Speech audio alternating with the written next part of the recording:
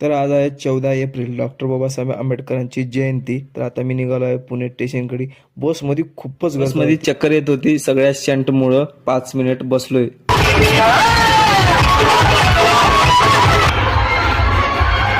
पुणे स्टेशनला खूपच गर्दी होती, त्याच्यामुळं मी खालूनच दर्शन घेतलं.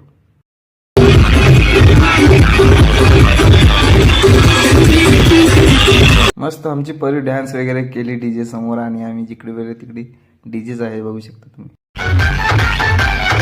खूपच डान्स वगैरे केल्या आणि नंतर आम्ही कोल्ड्रिंक प्यायला आल्या. आणि हे बघा तुम्ही डेकोरेशन बघू शकता. पुणे स्टेशनला गेलो. आता मी चलत चाललो विश्रांत वाडीला. इथून 6 किलोमीटर आहे.